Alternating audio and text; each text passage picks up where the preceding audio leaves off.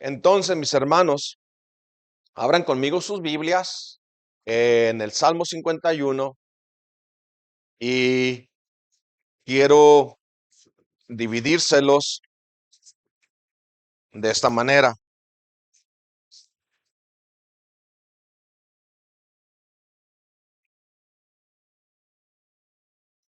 Seguimos aprendiendo de el arrepentimiento, que es un arrepentimiento verdadero. Y en este Salmo 51 vamos a ver tres cosas que produce el arrepentimiento verdadero.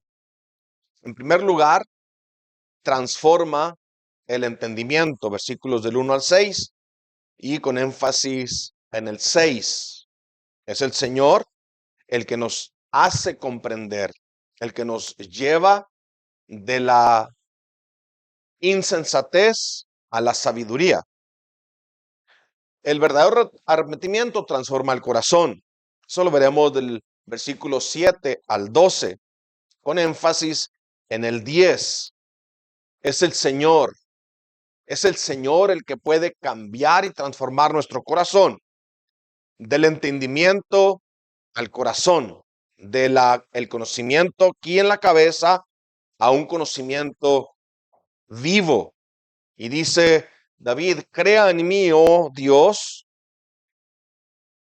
un corazón limpio, renueva un espíritu recto dentro de mí. Y luego veremos que el verdadero arrepentimiento no solo transforma el entendimiento, transforma el corazón, sino que transforma el caminar, la práctica. Y eso lo vemos del versículo 13 al 19, con énfasis en la palabra entonces, o veremos del 1 al 12, y luego el salmista termina entonces. Por lo que aprendimos en los versículos del 1 al 12, es entonces que podemos enseñar a otros. Leamos pues el Salmo. Dice el Salmo 51, del 1 al 6, transforma el entendimiento. El arrepentimiento verdadero, el que confiesa su pecado, vuelve en sí.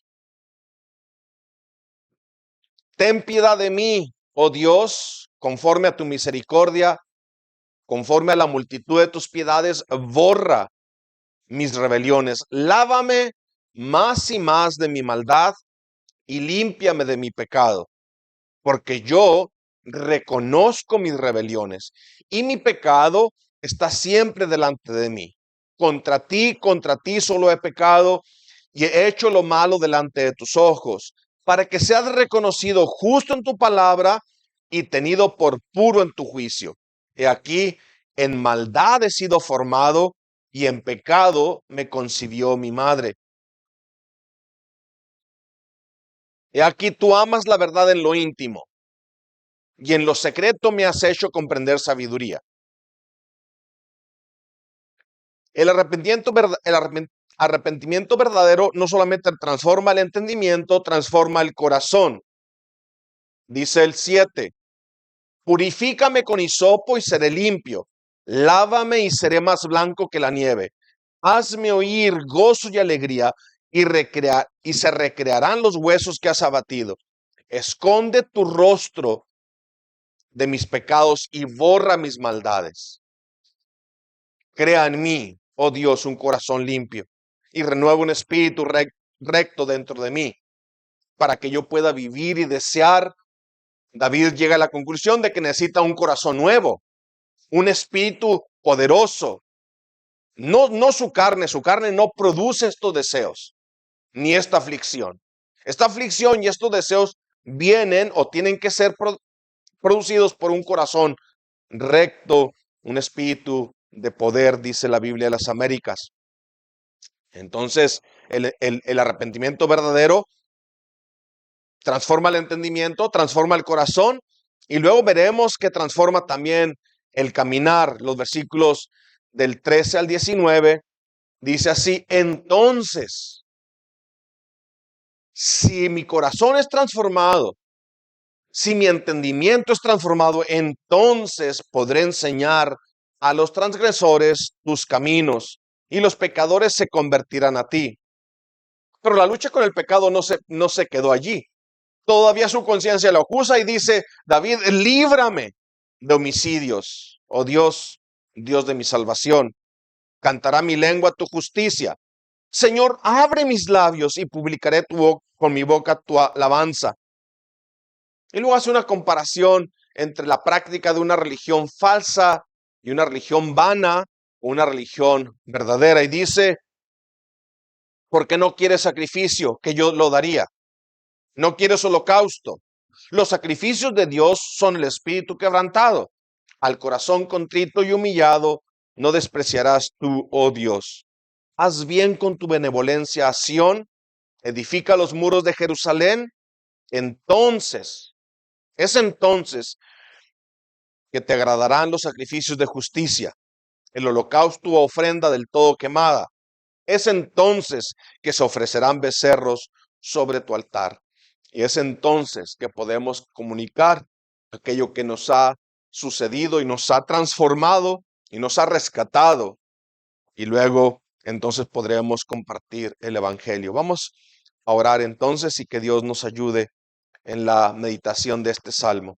Gracias, Padre, otra vez por tu palabra. No tenemos esperanza fuera de ella. Es ella la que nos rescató, es ella la que nos sostiene y es ella la que sigue siendo suficiente, poderosa, clara, inerrante, infalible, inmutable.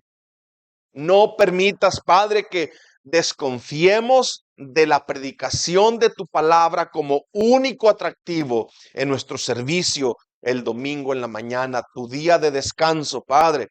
Ayúdanos entonces a ir a tu palabra y escuchar tu voz. Señor, quita de nuestros pensamientos cualquier envidia por aquellos grupos que con cualquier otro medio llenan sus templos, con bulla, con música, con atractivos, con teatro. Permite, Padre, que tu Espíritu Santo cautive nuestros corazones únicamente por la predicación de tu palabra. Allí está, Señor, lo que tú ordenaste. Entonces, no permitas que desconfiemos del poder de la palabra predicada y no permitas que busquemos cualquier otro medio. Habla, Señor, entonces a nuestros corazones en esta mañana por tu palabra. Te lo rogamos en el nombre de tu Hijo amado, Cristo Jesús. Amén. Amén. Así es, mis hermanos. Entonces, estamos expuestos esta mañana a la palabra de Dios. Dijo por allí un famoso, no quise decir su nombre para no hacerlo más famoso, pero él dijo, todos deberían de hacerse millonarios. Todos deberían de tener todo lo que sus corazones deseen. Que Dios les concediera todos los deseos, sus sueños, solamente para que se dieran cuenta que después que logren aquello que han deseado con todo el corazón, su corazón seguirá siendo vacío. Para que entiendan que después de obtener todo lo que el mundo ofrece, su corazón seguiría siendo un corazón miserable y vacío. Creo que lo que estaba diciendo es lo mismo que dijo Salomón después de haber probado todo lo que ofrece el mundo.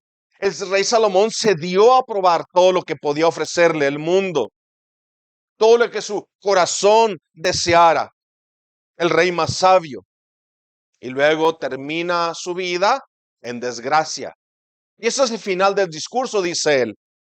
Teme a Dios y guarda sus mandamientos, porque esto es el todo del hombre. Ese es el fin del discurso. Teme a Dios y apártate del mal. Y el caso de David es algo similar. Él es rey, Dios le ha dado los dos reinos unidos, el reino del norte de Israel y el reino del sur con Judá y Benjamín. El ejército está peleando y Dios les ha dado victoria sobre todos los enemigos alrededor. Pero esta vez David decide quedarse en el palacio. Y creo que es uno de los pecados que lo llevó al adulterio. la ociosidad. Estaba allí desocupado, paseando. El capítulo 11 y 12 de Segunda de Samuel nos relata esta desgracia. David está por los balcones del palacio y luego ve a esta mujer bañándose y es atraído por su sensualidad, es decir, el pecado que ya estaba en David. Él es el rey, manda a traer a esa mujer al palacio y ellos le dicen, esta es Betsabé, la mujer de Urías, tu siervo. Ya no le importó, adulteró con ella. Betsabé da luz o se queda embarazada y David cruza una luz roja y luego la segunda vez ya es más fácil cruzarse la luz roja y la tercera vez más fácil y así tú vas viendo cómo el pecado lo está cegando. Esta es la mujer de Urías, tu siervo. No era suficiente eso para pararse, pero el corazón de David siguió tramando. Traeré a Urías y esconderé el pecado. No le funciona. Urías dice, Dios me guarde de yo estar disfrutando con mi mujer en la cama mientras que mis hermanos peleando en la guerra. No, no haré eso. Y entonces el rey David decide mandar la sentencia de muerte con Urías mismo. Hace una carta y en la carta le llama a su capitán que dejen a Urías solo frente a la batalla. Cuando el enemigo venga, lo dejan solo para que muera. Más luces rojas, más luces rojas. Ya a esta altura David ya no está consciente de su pecado. Ya su pecado lo ha cegado. Y entonces hacen lo que el rey David había dicho. Viene la batalla, dejan a Urías solo y muere. Y luego trae a Betsabé y se queda con ella en el palacio. Ya sus ojos no ven, su corazón está cegado. Ese es el producto del pecado, mis hermanos. No piensen ustedes que no somos capaces de hacer lo mismo. Entonces, el Señor en su misericordia envía a Natán el profeta con palabra. Y le dice a David, le cuenta una historia, le dice, mira, había un hombre rico que tenía todo. Y alguien vino a visitarlo. Pero el rico no quiso agarrar de sus ovejas, sino que fue a la casa del más pobre y el más pobre había criado una ovejita en su casa con sus hijos y la amaba. Era su única ovejita. Y el rico mató la ovejita de aquel hombre para darle comida a la visita. El hombre rico que no quiso tocar de lo suyo. Y el rey David se enoja. Tan ciego estaba a estas alturas, mis hermanos, que él ya no entiende que están hablando de él. ¿Cuántas veces hemos escuchado aquí la palabra de Dios, mis hermanos, aquí, en la iglesia bíblica de Fort Pierce y pensamos, me está hablando a mí, me está descubriendo, es mi pecado el que está exponiendo, soy yo del que está hablando la palabra? Y David aquí ya está tan ciego que él piensa que es cualquier otro, menos él. Él no es capaz de hacer una injusticia tan grande y se enoja. Se enoja y dice, tal hombre debe morir. Y luego el profeta le dice, ese hombre eres tú. Ese hombre eres tú. Dios te dio todo. ¿Acaso te faltaba algo? ¿Por qué hiciste tan grande maldad? Y David se arrepiente y dice, pecado, he pecado. La sentencia le había dado él mismo, ese hombre debe morir. Ese hombre debe morir, dijo el rey. Y el profeta le dijo, el Señor te ha perdonado, no vas a morir, pero sí debería morir. Esa es las terribles consecuencias del pecado. Los ojos se cierran, los oídos se cierran, La voluntad se esclaviza. Todo está oscurecido por el pecado. No hay razón que te convenza. Tenemos que ser confrontados con la palabra. Y cuando escuchamos, tú eres aquel hombre, muchas veces en la escritura, en la lectura, en la predicación, en un himno, podemos pensar, yo soy ese hombre del que está hablando. Soy yo el que necesita perdón, yo soy el que necesita limpieza, yo soy el que necesita que su pecado y su maldad sean borrados. Pero Señor, no te alejes de mí. Quita tu rostro, voltea tu rostro, no veas mi maldad, pero no te alejes de mí. Es el ruego de David. Es así, hermanos, con nosotros. Es así que la palabra nos confronta. Yo te digo una cosa, si te ha ofendido la palabra, ten la seguridad que es Dios obrando. Es Dios obrando a través del Espíritu Santo, aplicando la palabra a tu corazón. Pero no te quedes allí, camina el resto del camino, ve hasta el final. Al final de ese camino de angustia y de quebrantamiento está el Señor Jesucristo, prometiendo descanso para tu alma. Amada congregación, escucha la palabra de Dios, que Él te habla a ti. Aprende a no hacer duro tu corazón. Aprende a no cerrar tus oídos. Aprende a entender su llamado. El pecado nos ha cegado. El pecado nos ha hecho inútiles. Es solamente en Cristo que encontramos la capacidad para volverlo a ver tal como es, para poder arrepentirnos, para poder confesarlo y para poder rendirnos a Cristo. Tu única esperanza es que escuches el Evangelio. Para ti que has creído, ven rendido a Cristo. Fortalécete en el poder de su fuerza y sigue luchando contra este pecado, solo por fe, solo por gracia y solo por Cristo. Entonces, veamos pues el caso de David. Cuando el Señor Jesucristo nos invita a orar y Él nos dice, oren así, Señor, no nos metas en tentación, líbranos del mal. Es una de las necesidades básicas, como el pan de cada día, como el perdón que necesitamos ofrecer a otros y que necesitamos nosotros mismos. Así también necesitamos las fuerzas de Él para sostenernos. Porque ¿cuántas veces deseó David a otras mujeres? Quizá muchas veces, pero no había caído. ¿Cuántas veces en su coraje quiso matar a alguien? Pero no lo había hecho. Esta vez, sutilmente, un pecado lo llevó a otro, lo llevó a otro, lo llevó a otro. Un pecado, una mirada, la lascivia, la lujuria, un deseo pecaminoso, un deseo desordenado, terminó en asesinato, en adulterio y en muerte y en castigo y en juicio para el pueblo. En todo esto hay un precio que pagar.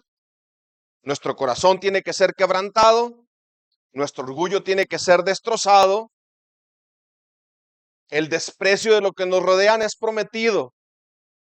Y esto es constantemente. Otra vez, en esta guerra contra el pecado que nos acosa, que nos asedia, hay un precio que pagar.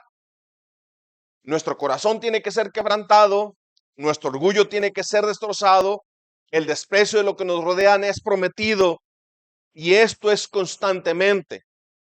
Así fue con nuestro Señor Jesucristo, así tiene que ser con nosotros. Ve si no describe esto tu propia vida. Véelo, escúchame con atención. En Juan 12:37 dice el evangelista, Juan el apóstol, que Cristo había hecho muchas señales delante de los fariseos, de los escribas, de los judíos. Pero a pesar de las señales, ellos no creían en él. Este es aquel que no quiere creer a pesar de todo, a pesar de que él sabe quién es Cristo, sabe cuál es su obra, sabe cuál es su llamado, aún así no hay nada que lo haga rendirse a Cristo. Y aquí yo pensé un poquito, pensé y dije, ¿qué pasaría si hubieras visto el mar abrirse en dos? ¿Qué pasaría si hubieras visto cuando Cristo levantó a Lázaro de entre los muertos? Tú dices, yo creería. Te digo una cosa, tu corazón es más duro que eso. Ellos, todos ellos, son exactamente igual que tú y yo. Y ellos vieron las señales y decidieron no creer. Ni siquiera los milagros que hizo Cristo eran suficientes para quebrantar el corazón. Es un poder más grande. En Juan 12, 42 y 43 dice, a pesar de todo esto que hizo Jesucristo, ellos no creían. Dice, sin embargo, escúchame bien, sin embargo, dice en el 42, 43 del capítulo 12, muchos de los gobernantes creyeron en él, pero por causa de los fariseos no lo confesaban para no ser expulsados de la sinagoga, porque amaban más el reconocimiento de los hombres que el reconocimiento de Dios. Estos son los que han entendido en han entendido el evangelio, pero no están dispuestos a sufrir por Cristo.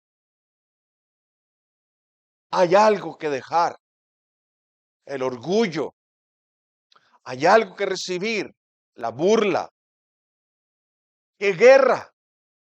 ¡Qué batalla tan grande! ¡Cuán perverso es nuestro corazón!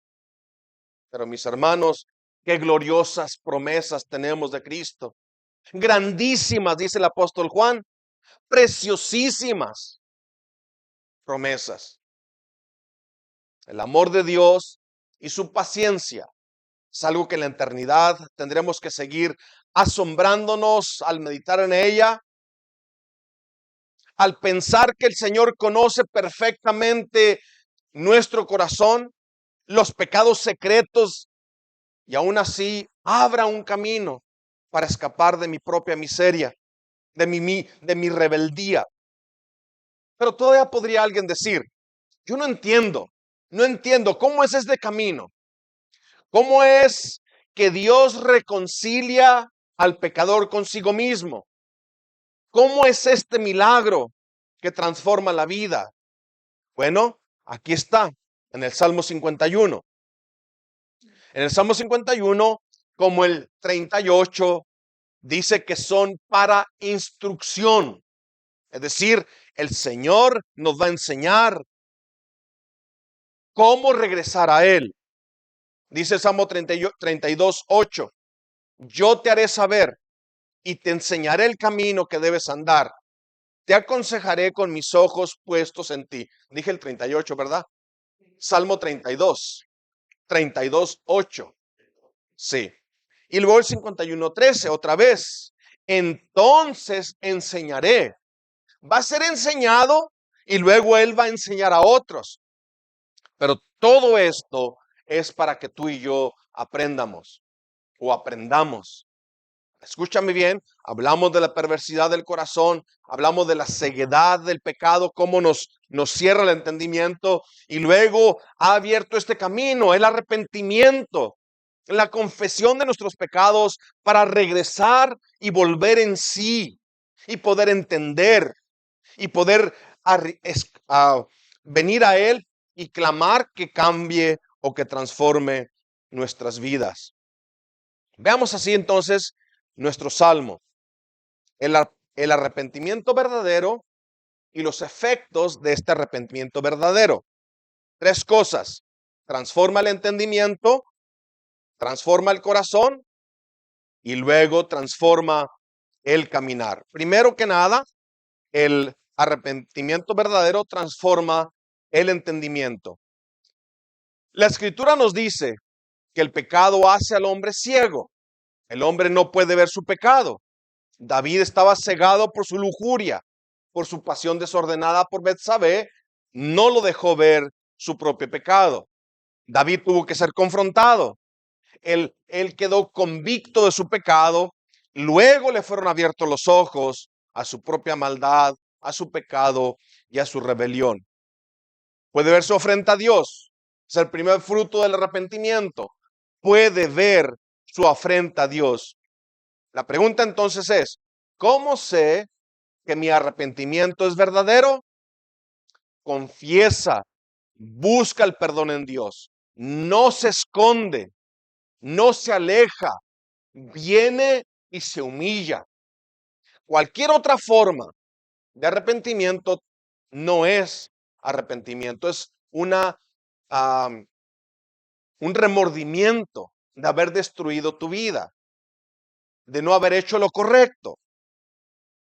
Él confiesa su pecado, lo reconoce, lo puede ver. Y el 51 del 1 y 2 vemos el fruto del arrepentimiento. Llega a Dios buscando misericordia. Ten piedad de mí, oh Dios, conforme a tu misericordia, conforme a la multitud de tus piedades, borra mis rebeliones, lávame más y más de mi maldad y límpiame de mi pecado. La pregunta es, ¿por qué no está llena la iglesia esta mañana?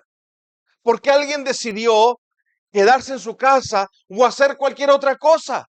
La respuesta es sencilla, porque no sienten la urgencia, la necesidad de exponerse a la palabra, de ser limpios, de ser perdonados de sus pecados. No se sienten sucios.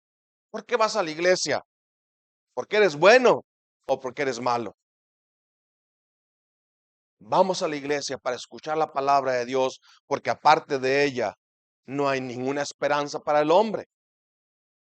No hay nada en el mundo, cualquier cosa que estén haciendo en este momento no les ayuda en su lucha espiritual. Más bien les va a estorbar. Si sus ojos fueran abiertos, estarían aquí escuchando. Si su entendimiento fuera redimido, estarían rogando, por favor, háblame de Cristo. Háblame más de Cristo. Quiero oír de mi amado Salvador. Quiero oír cómo fue que perdonó a David. Quiero entender cómo es que yo puedo lidiar o tratar con mi propio pecado. Dice el versículo 3, yo reconozco mis rebeliones y mi pecado está siempre delante de mí. Vemos que no fue así cuando cayó. Él no pudo reconocer su rebelión y el pecado lo había escondido.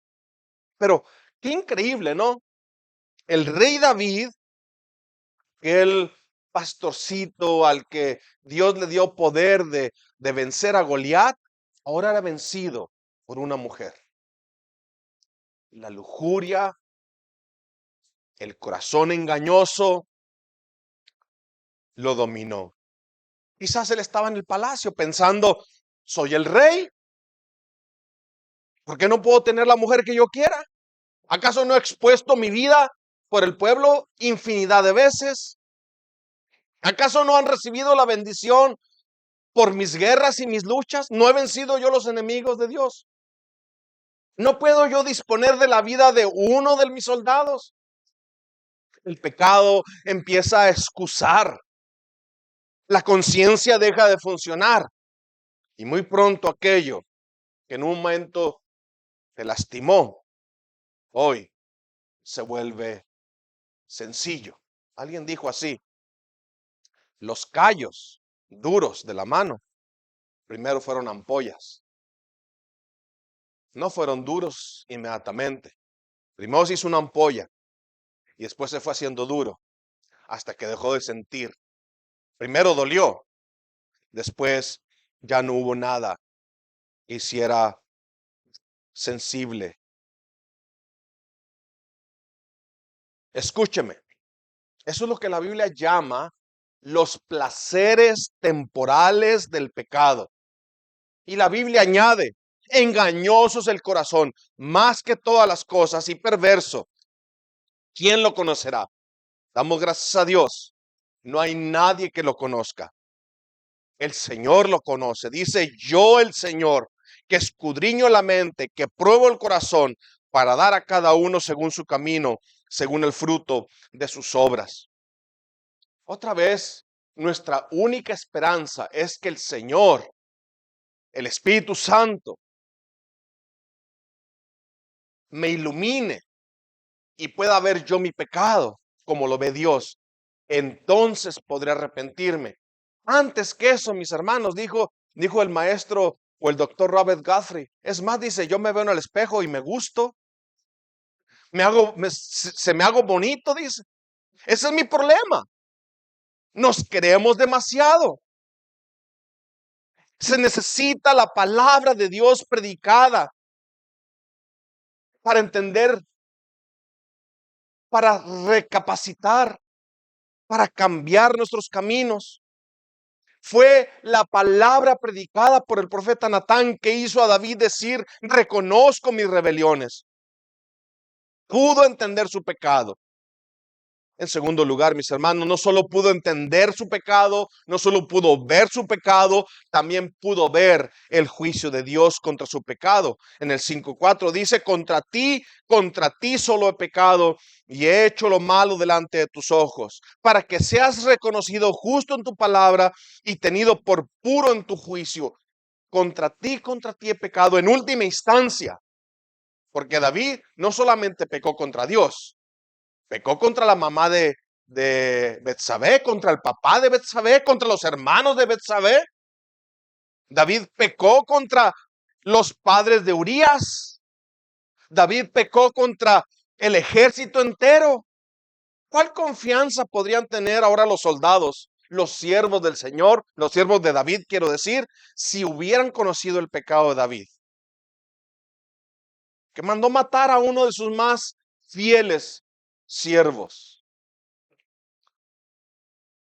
Pero en última instancia, David entiende que su pecado es una afrenta a Dios. Si violas los primeros 4 mandamientos de la ley, ¿qué te asegura que no violas los otros 6? Los primeros 4 que hablan de mi adoración a Dios, de mi entrega a Dios, de mi sometimiento a Dios.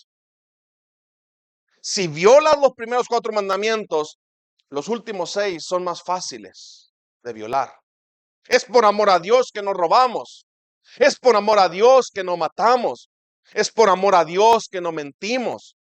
Es por amor a Dios que amamos y podemos amar al prójimo.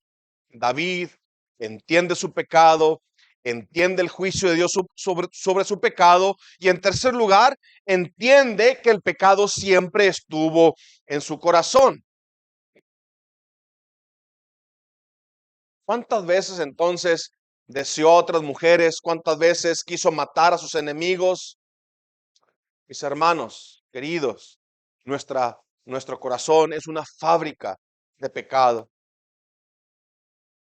David en su arrepentimiento confiesa y dice, es mi corazón el que está mal. Y entonces él dice, he aquí, en maldad he sido formado y en pecado me concibió mi madre. No significa que la mamá de David había tenido una relación ilícita. Lo que David está diciendo es mi naturaleza.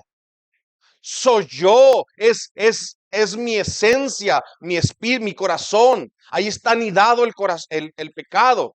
No está hablando de una equivocación, un error, qué sé yo, cualquier nombre que le quieras poner. David entiende que el homicidio y el adulterio estaban adentro de él antes de dar a luz.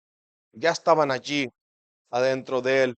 Y entonces en el 51:6 dice, aquí tú amas la verdad en lo íntimo y en lo secreto, me has hecho comprender sabiduría. Aquí no está hablando de un conocimiento oculto, misterioso, oscuro.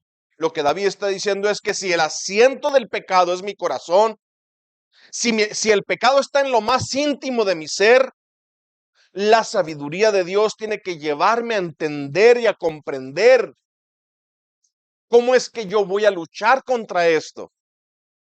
Allá, desde lo más íntimo, me has hecho comprender sabiduría. Esta es la sabiduría que David ha entendido, escúchame bien, una discusión, una pequeña discusión, ahí está la semilla del divorcio. En un coraje, el más pequeño, tiene la semilla del asesinato. Un pensamiento sucio, ahí está la semilla del adulterio. Un deseo desordenado es la semilla que fácilmente, si no se mata, puede dar a luz cualquier clase de pecado. Por lo tanto, David no necesita un código de mandamientos para portarse bien. David lo que necesita es un corazón limpio y un espíritu recto. Y así entramos a nuestro segundo punto. El arrepentimiento verdadero transforma el corazón. El versículo 10, oh Señor, crea en mí un corazón limpio y un espíritu recto. Crea en mí, oh Dios, un corazón limpio. Lávame, lávame y seré más blanco que la nieve. El arrepentimiento verdadero transforma el entendimiento, pero también transforma el corazón, es decir, nuestra voluntad, nuestros deseos son transformados, porque el pecado corrompió todo nuestro ser, así la redención transforma toda nuestra voluntad, cuerpo y alma. No solamente el alma y el entendimiento, también mis miembros son parte de la redención. Vea conmigo el versículo 10 del 51 y dice, crea en mí, oh Dios, un corazón limpio y renueva un espíritu recto dentro de mí. Pero el clamor sigue siendo el mismo. Es decir, después de que he entendido, después de que he confesado, después de que he confiado, sigue el mismo clamor. Lea conmigo 7, 8 y 9. Dice David, purifícame con hisopo y seré limpio. Lávame y seré más blanco que la nieve. Hazme oír gozo y alegría y se recrearán los huesos que has abatido. Esconde tu rostro de mis pecados y borra mis maldades. Y entonces David puede decir, es mi corazón. Adentro de mí está esta semilla del pecado. Crea en mí entonces, oh Señor, un corazón limpio y renueva un espíritu recto dentro de mí. Entender entonces nuestra naturaleza pecaminosa, como dice el mundo, cuando les predicas el evangelio, ¿qué dicen ellos? Todos somos pecadores. Pero entender esto, mis hermanos, que todos pecamos, no debe ser una excusa para mi propio pecado. Al contrario, ver que todo el mundo peca y que yo junto con ellos peco, debe intensificar nuestro lamento, nuestro clamor. Señor, límpiame, borra, lávame, quita de mí, esconde tu rostro a mis pecados y dame un corazón limpio y crea en mí un espíritu recto. Como alguien dijo, no puedo ser perfecto. Yo sé que no puedo ser perfecto, pero no dejo de lamentar el hecho de no poder serlo. Y no dejo de seguir buscando la perfección para que el Señor sea glorificado en todo. Mi pecado sea juzgado. Pueda venir yo al arrepentimiento. Y mi arrepentimiento sea verdadero. Y pueda encontrar yo descanso para mi corazón. Su corazón transformado desea la presencia de Dios. Aquella presencia que antes trató de esconderse, de aquella presencia de la que Jonás huía. David entonces habla y dice en el 11, no me eches delante de ti, no quites de mí tu Santo Espíritu.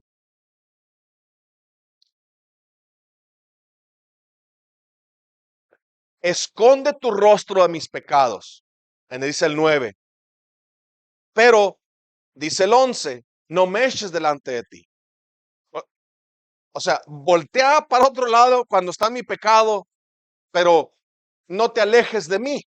No hay esperanza afuera del Señor. Esconde tu rostro a mis pecados, no te alejes de mí.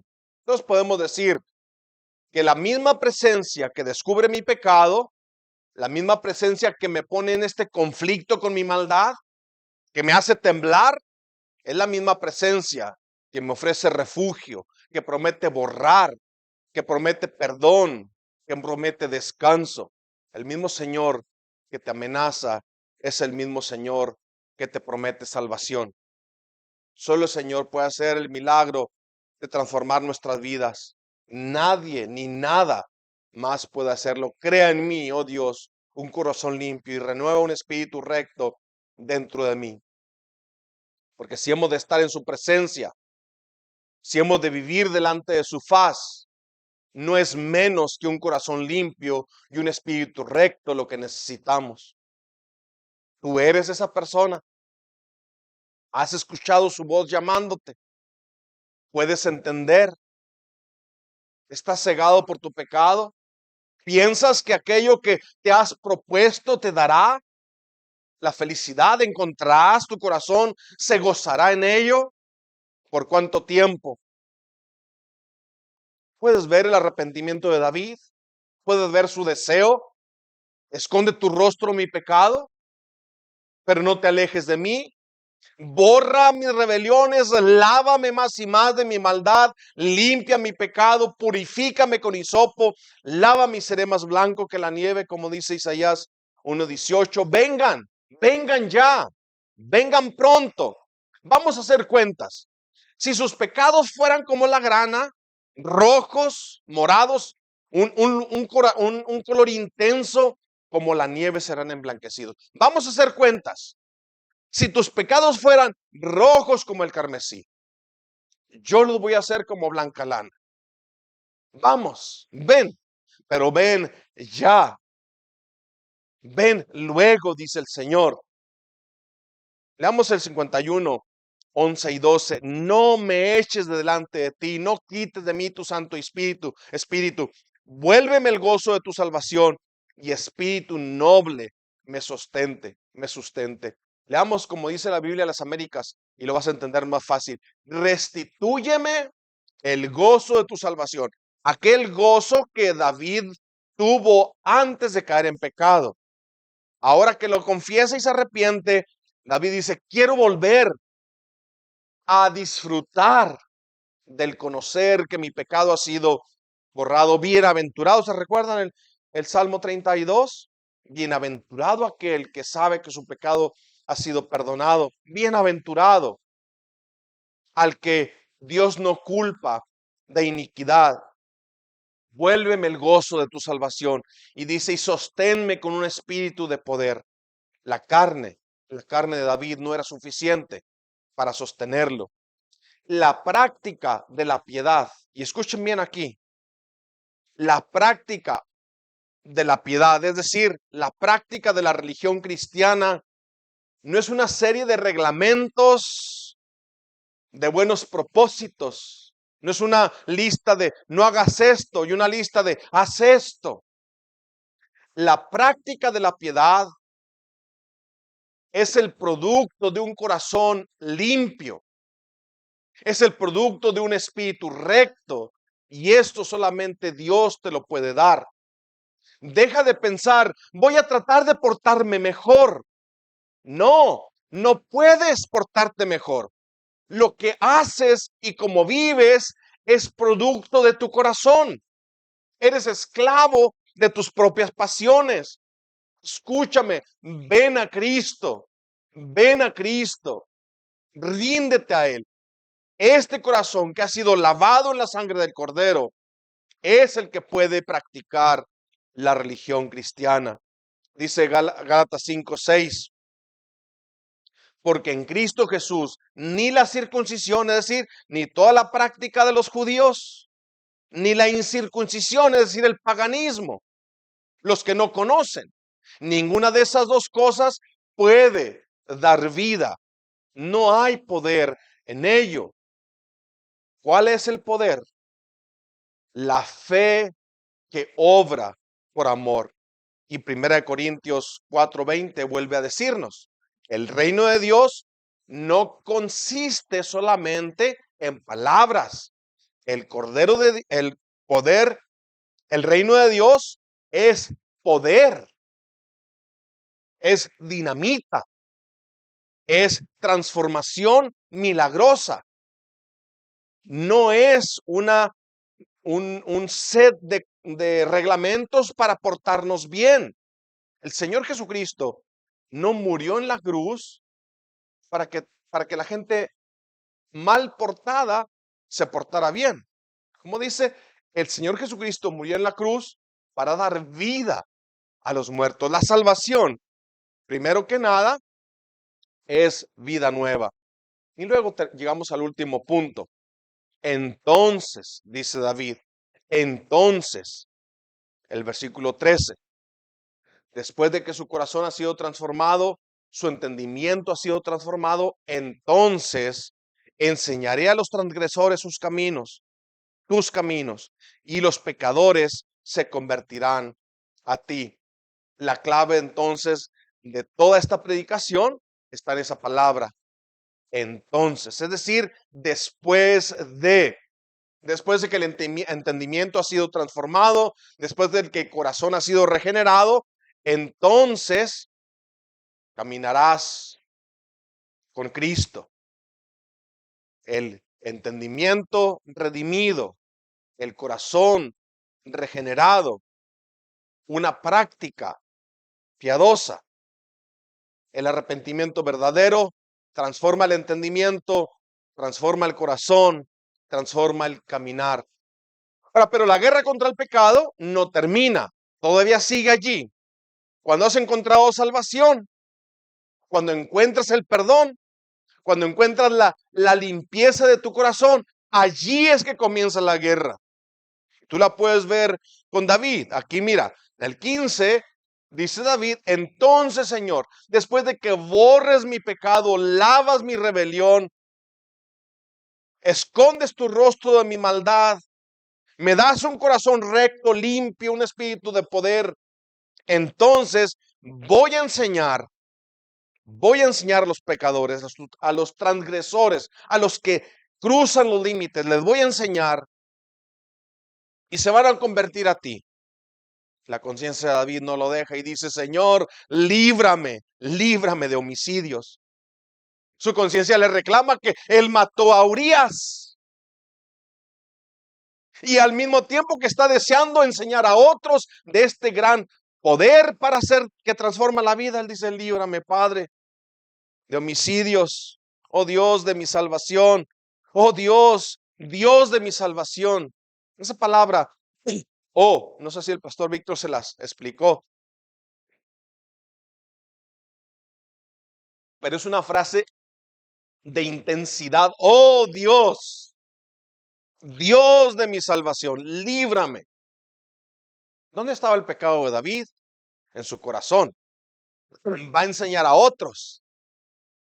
Y él está consciente que su corazón todavía es capaz de seguir pecando.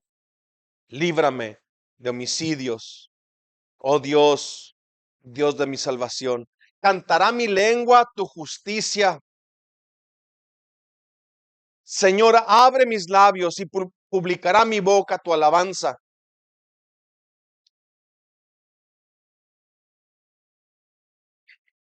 Mientras que publica con su boca la alabanza, su entendimiento lo tiene que mantener alerta de que su corazón todavía es capaz de rebelarse contra el Señor. Mientras que predica con la boca, sus rodillas deben estar dobladas y mantenerse humillado delante de Dios.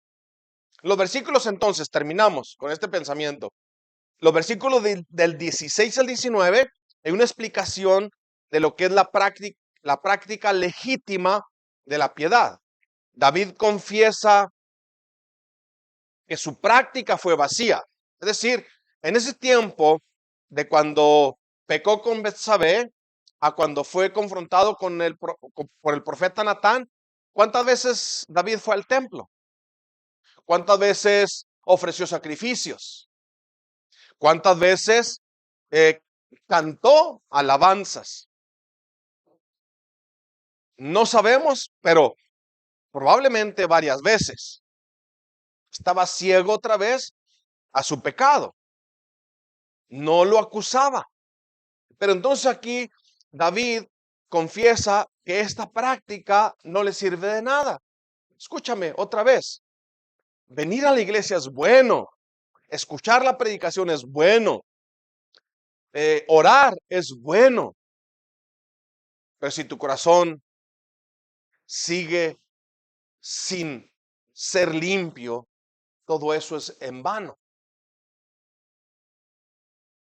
¿Lo escucharon? ¿Puede ser la religión nuestra una religión vana? Dice el Salmo 50, versículos 12 y 15, dice, si yo tuviera hambre, dice el Señor, en el Salmo 50, uno atrás, si yo tuviera hambre, no te lo iba a decir a ti. ¿Para qué? ¿Qué me puedes dar tú? Porque mío es el mundo y su plenitud. Si yo tuviera hambre, no te lo iba a decir a ti. ¿He de comer yo carne de toros? ¿O he de beber sangre de machos cabríos? Sacrifica a Dios alabanza y paga tus votos al Altísimo e invócame en el día de la angustia, te libraré y tú me honrarás. Otra vez, escuche conmigo el versículo 17. Los sacrificios de Dios son el espíritu quebrantado, al corazón contrito y humillado, no despreciarás tú, oh Dios. Ahora, quiero que tenga mucho cuidado y no entienda usted mal, como lo entienden los católicos romanos. El espíritu quebrantado, el corazón contrito y humillado, no toma el lugar del sacrificio.